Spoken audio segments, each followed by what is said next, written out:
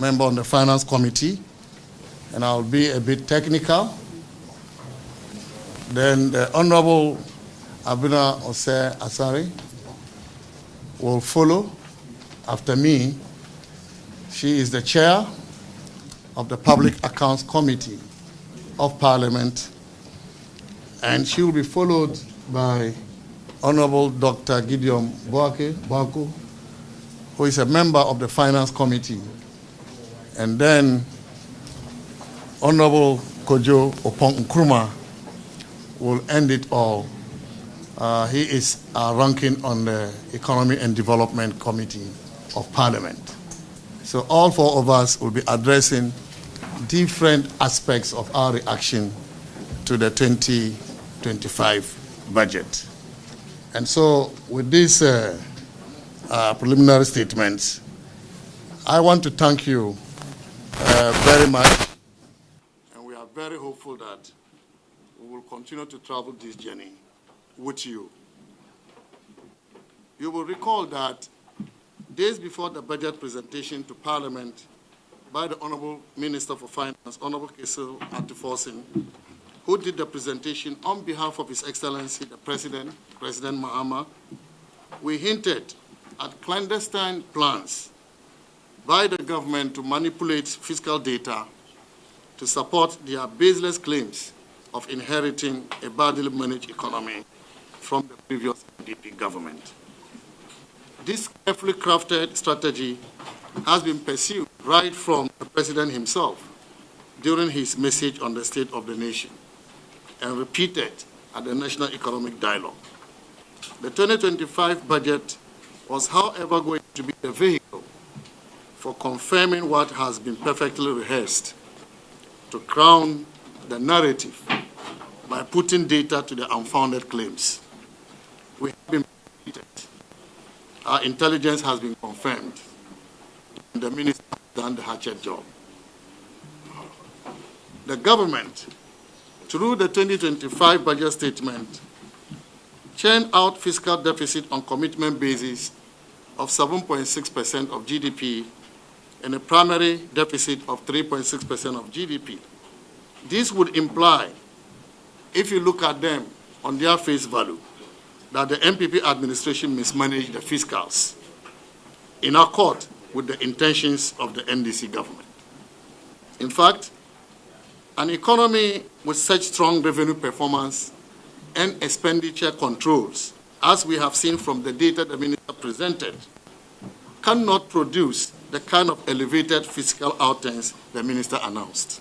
We see a lot of contradictions there. And this, we are very confident, will be exposed. But colleagues, this is where it gets interesting. They have erroneously churned out this wrong data in a bid to tarnish the image of the MPP administration by including 49.2 billion Ghana cedis in expenditure claims without any basis. Before the start of the IMF program in 2023, we had agreed with the IMF to set the fiscal anchor based on which we will monitor the IMF program. And these were the fiscal balances on commitment basis, primary balance, and overall fiscal balance. It was in a bid to have a real-time view on arrears accumulation.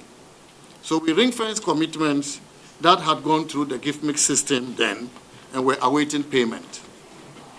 These commitments were termed outstanding expenditure claims. Thus, if you look at the 2022 budget outturn, you see that in there. Per the IMF program, we then agreed to monitor the evolution of these claims vis-à-vis their net build-up. The reason for this approach is that Ghana is a developing nation with developmental needs, and so it was unrealistic in the context of the program to not have new commitments. The plan was to ensure that on net terms, the build-up remained almost neutral to avoid a significant build-up in arrears, which also it is important to note that if we look at the arrears clearance strategy prepared by the Ministry of Finance and submitted to the IMF in 2023, in fulfillment of the end September 2023 structural benchmark. The amount in expenditure claims, which we describe as arrears, was 47.5 billion. This amount, an aging profile analysis, had payments outstanding right from around 2012, 2013. So while we do not doubt the possibility of accumulating some arrears between end 2022 and end 2024, given our own peculiar liquidity constraints, including outstanding expenditure claims gathered from MDAs, we are very surprised that this was done without first undertaking the correct verification or audit of the numbers, which the minister himself alluded to in his speech, paragraph 135, under 2025 expenditure measures, as something he now intends to do. Therefore, just lifting a certain stock of expenditure claims of 49.2 billion Ghana cedis and inserting it into the fiscal frame to create an impression as though all those claims were generated in 2024.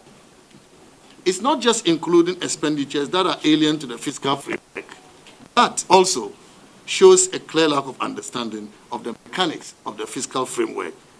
But this is very surprising to us that the minister could do that, because we expected him to know. And if he doesn't know, we expected him to be advised by the technical people at the Ministry of Finance. We must also note that our fiscal framework focuses on central government operations.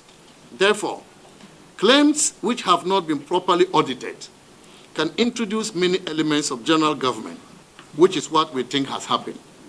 A classic example is the Controller and Accountant General's final accounts, which is one of the sources of information for the fiscal framework, but is based on general government accounting. So if you take the information from it on the face value and plug it into the fiscal framework, you will be reporting on two very distinct items. And so what we have to do at the Ministry of Finance is to work through the numbers and pick the central government expenditures only. This can only be done, ladies and gentlemen, through verification and auditing. It is therefore curious how the finance minister will come to Parliament with a budget and say that the fiscal deficit on commitment, which he announced, were derived using a certain data on claims, which to audit. He has announced results derived from the data that the economy was badly managed. It's elementary to know that when you have not audited your figures, you cannot use them for important work like the budget. Otherwise, you create stability problems for the conclusions of the budget, as the has just done. And so you put 49.2 billion Ghana cedis in the fiscal framework to arrive at then in the same budget you say that get the 49.2 billion Ghana cedis. So on what basis did you validate the 49.2 billion Ghana cedis before putting it in data which threw the fiscal deficit away, and you come and announce to the Ghanaian public that the fiscals of the country? This is Azar, this is Sakawa. The technical people at the Ministry of Finance are professionals. And I don't know if the Honorable Ato refused their advice.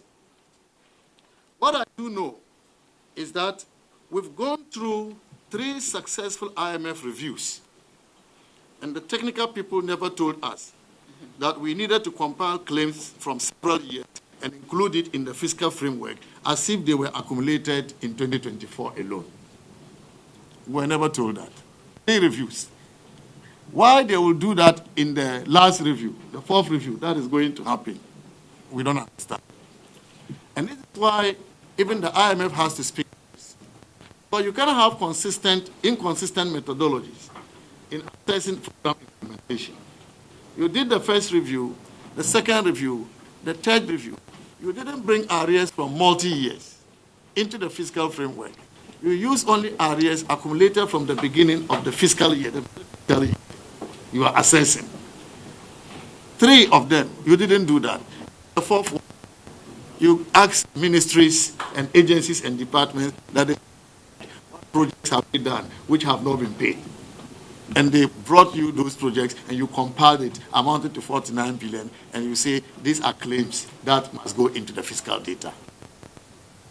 What the Honorable Minister failed to do is that only arrears, so-called arrears, that we can call arrears, are those that have gone into the gift mix system because they have been audited.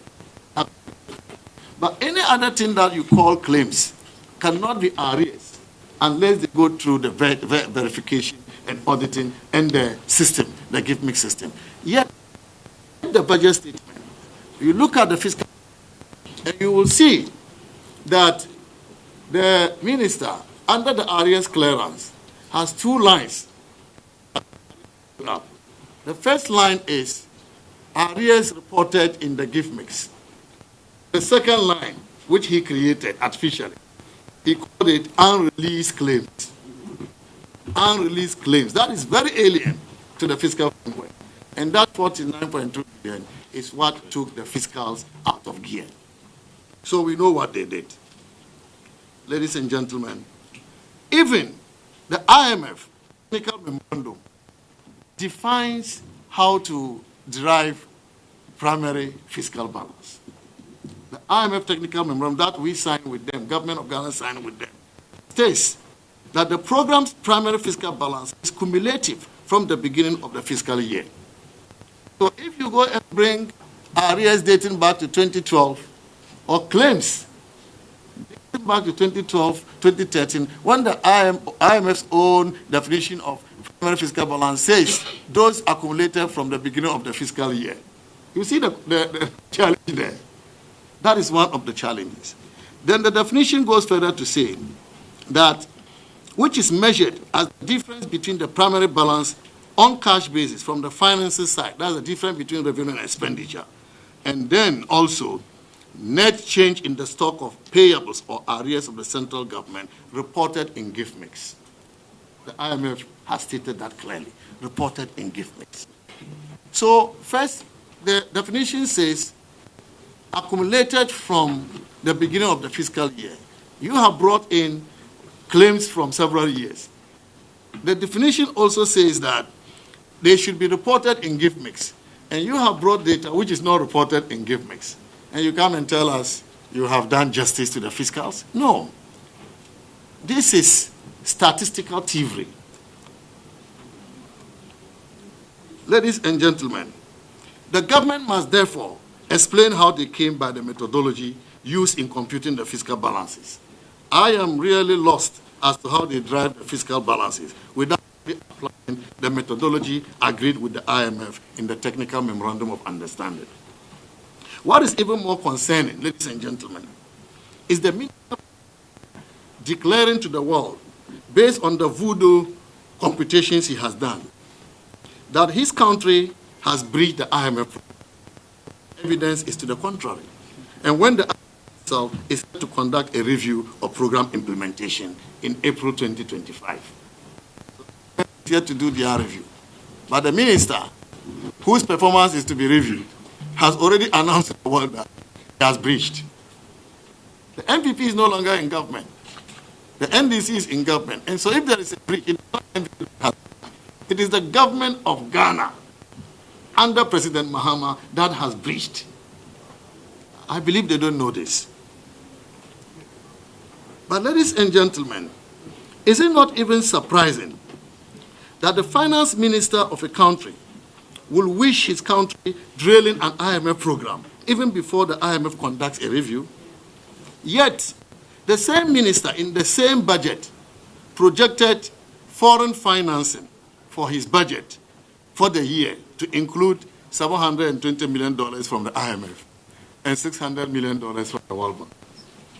How the government doesn't know that when Ghana fails a review, IMF review, because of the manipulated data used, they will not receive the $1.3 billion from the IMF and the World Bank. How come they don't know that? And yet you go and put $1.3 billion in the budget that you will receive from the IMF and the World Bank, and you are declaring that you have breached. And when you breach, the money will not be disbursed. So this already throws your budget off gear. So this budget cannot be a realistic budget. Ladies and gentlemen, do they even know that all the reliefs we got as a country from the debt restructuring we did, our bondholders with our bilateral official creditors, bringing us outright cancellation of almost 4 billion of our debts. Outright cancellation of almost 4 billion of the debts we owed. And then $7.5 billion of debt service relief. If you put all of them together, you are talking about 12 billion United States dollars that the MPP government negotiated and got these reliefs for Ghana. But this is also tied to the IMF program. So breaching an IMF program means that you go back to the status quo before the debt restructuring. Are they aware of that? I believe they have been briefed, but they've ignored good advice. Do they even know that when all this happened, Ghana will be brought back to unsustainable debt levels and occasion an economic crisis? How will they fund the programs outlined in the budget then? How about investor credibility? On the 2025 fiscal framework, another baseless revelation in the budget is the projection of a sudden reduction in the commitment primary deficit from 3.9% of GDP in 2024 to a sudden primary surplus of 1.5% of GDP in 2025. I wish it were that simple to adjust by 5.4 percentage points between 1 year. I wish it could be done. But this is not possible. And so again, their projection of the fiscal balances for 2025 make this budget not credible and requiring serious scrutiny by the IMF and the people of Ghana.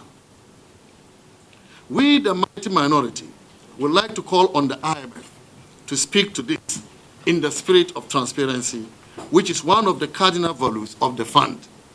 This should be done as a matter of urgency before much damage is done to our country's economy. Already, the government has announced it is returning to the bond market, yet they could not even acknowledge the enhanced debt environment created by the previous MPP government for bringing Ghana's debt to GDP ratio at the end of 2020 to 61.8%. 61.8%. You recall, we had to go to the IMF because of debt distress, because of unsustainable debts. Our debt levels had gotten to about 81% of GDP. If today the debt levels have come down from 81% of GDP to 61.8%, that should tell you that this is not magic. This is as a result of skilled negotiation by the government. It's as a result of the implementation of a very powerful debt strategy that we have had to implement to bring the debt levels down. And ladies and gentlemen, let me add that the 61.8% debt to GDP ratio is lower than the pre-COVID-19 debt to GDP ratio of 65.7% in 2019. So if you look at the debt trajectory, you will see before COVID, our debt to GDP ratio was lower. But because we had to borrow so much to finance our COVID interventions, we had to borrow also to do to address the effect of the Russia-Ukraine war. We had to borrow for the financial cleanup exercise as well. The debt levels went to that 80%. And so if we have now brought it to the level better than the 2019 pre-COVID, it tells you that the MPP government has successfully brought Ghana's debt levels to accelerated, sustainable path. The least the NDC can do is to implement our debt strategy. After all, what is the target of the IMF as far as our debt levels are concerned? The IMF projects Ghana to achieve a target of 55% debt to GDP in net present pollutants by 2028. 2028. If by the end of 2024, we've already brought it down to 61.8%, then it means that it is left with just 6 percentage points to achieve the IMF target. And so the NDC government should be able to achieve this in the middle of this year, long ahead of 2028. But Gideon will tell you, the way they've started borrowing, the rate at which they are borrowing, we are very worried that they may return us to unsustainable debt levels. Ladies and gentlemen, let me add that these debt levels I'm talking about, 61.8%, compares favorably with the NDC debt to GDP of 73% in 2016 when they left government, until the GDP was rebased in 2018. But the actual performance in terms of debt sustainability by the time the NDC left office was 73%. So you are saying that MPP has overborrowed, yet we ended our tenure with 61.8%. But you, who didn't borrow, you ended your term with 73%. Ladies and gentlemen, it is surprising, nevertheless, that notwithstanding the improvement in the debt environment, the timing of the announcement of the minister to enter bond markets, and I'm sure you have heard, the minister has announced that he is going into the bond markets. They are going to open up the bond markets.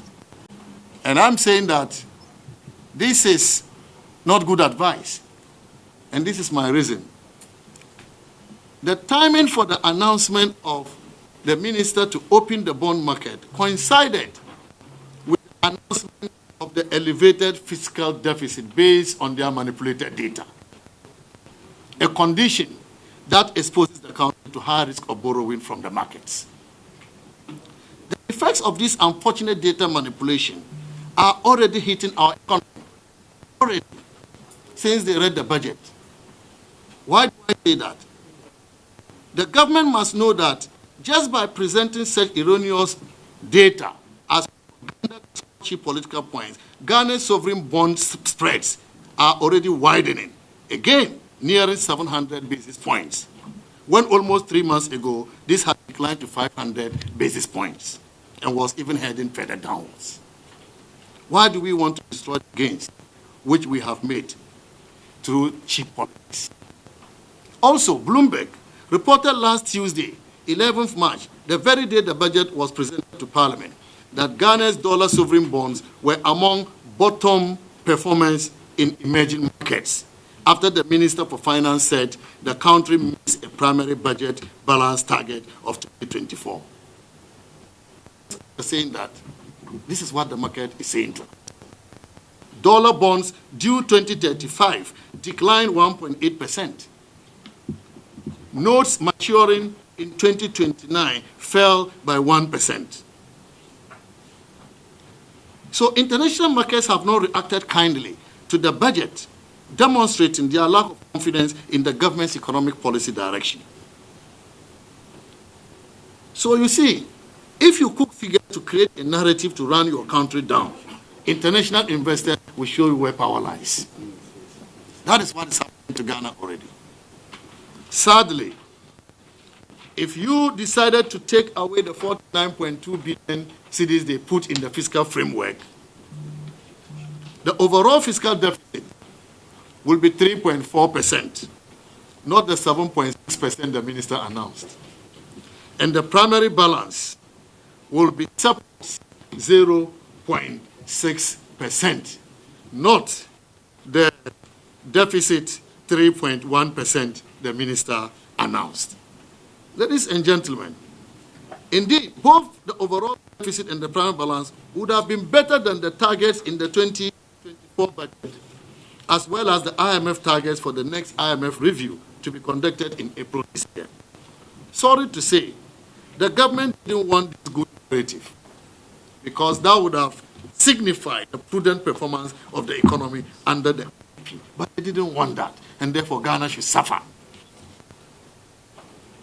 I am wondering how well the international markets would have responded to the budget if an accurate picture was put out. Ghana is the loser. I'm sorry about this. Ghana is the loser. A big opportunity missed because of unhealthy politics. The action of the international markets will even be worse than what I am reading to you. In the event that the IMF review fails because of this manipulated data used by the government, the international market would even react violently towards Ghana. But in good conscience, we believe that the IMF will be fair to the Ghanaian people by holding on to the agreed method of computing the fiscal data during the review, as they did in all the previous reviews.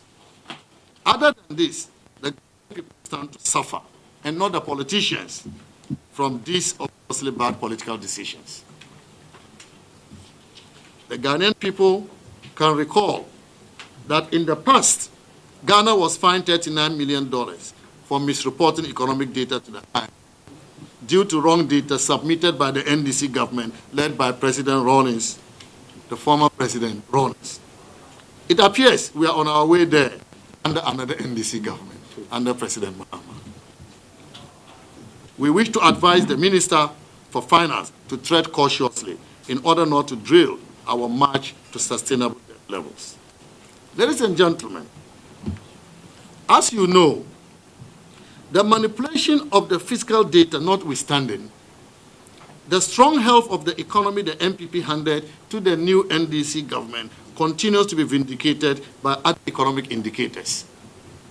So even as they have manipulated the fiscals, there are other indicators that are evident of the work we did and our performance during the period of Akufo-Addo government. The debt to GDP ratio of 61.8%, as I mentioned earlier, achieved in 2024 was not by accident. It was due to stabilization and the implementation of a good debt strategy. The Honorable Minister, if you watch him during the presentation of the budget, could not even acknowledge development by the imminent absence of this ratio in his speech. He couldn't even mention that amount of the debt levels in his budget speech. But we know that this is historic, and history will be kind to Akufo-Addo government. Another good news for Ghana was the announcement by the Ghana Statistical Service of a real GDP growth rate of 5.7% for the 2024 fiscal year. This is the highest in 5 years, the highest growth in 5 years since 2020. But the recovery from the global crisis had begun in 2023, when GDP growth surpassed 1.5% target to end the year at 3.1%. That was when the recovery began. The 5.7% growth in 2024 was more than the budget target of 3.1% and the revised budget target of 4%. The growth was led by industry for the first time in many years. For many years, the services sector led our growth. In 2024, for the first time in many years, industry led our growth with a growth of 7.1%, followed by services at 5.9% and agriculture at 2.8%. This means that the Ghanaian economy has entered the phase of structural transformation, another historic development. This is what economists call structural transformation. You have the services sector leading, and then you have the industry overtaking. There has been a structural transformation of the economy, and this occurred again under the NPP government. Again, surprising to me, the minister tried to down achievement by attributing this growth to mining, which grew at 9.4%. He actually called it Galamsey, which grew at 9.4%. However, what he doesn't know is that the same data from which he took the growth of the mining sector points out that the construction subsector grew by 9.6%, more than the growth in mining. So why couldn't he say that industry growth was led by construction sector? Propaganda. Yes, that's Statistical Service data. And yesterday the Statistical Service said it. Why couldn't he say that? And manufacturing, after many years, grew by 3.9%. Manufacturing. It used to grow negative, 3.9% this time. In the services sector, we saw a notable growth of 15.8% in information and communications, largely due to the digitalization agenda implemented by Dr. Mahmoud Bawumia. Certainly, our economic growth story shows that growth was not a jobless growth. And that was why up to 2.3 million Ghanaians got employed under the MPP government. Unfortunately for the NDC, their growth strategy produced lower growth throughout President Mohammed's first term as president, and in particular, producing 4% growth in 2015 and 3.4%, a paltry growth, 3.4% in 2016. Curiously, ladies and gentlemen, with all the promises the NDC is talking about, programs they are talking about in the 2025 budget, curiously, this government is projecting to grow at just 4.4% in 2025. How could a reset economy, slow growth, following just a strong growth of 5.7% the year before? How could a reset economy project to grow at 4.4% when the economy the president described as criminal mismanaged grew at 5.7%? It must also be noted that despite the hype about the 24-hour economy, the initiative the NDC talks so much about, the initiative does not promise to deliver accelerated growth in the economy, because industry performance is not promising. Industry performance, as projected by they themselves, is not promising. The budget estimates that projected growth rates for industry averages 5% between 2025 and 2027. It's in the budget. 5% that industry will grow between 2025 and 2027.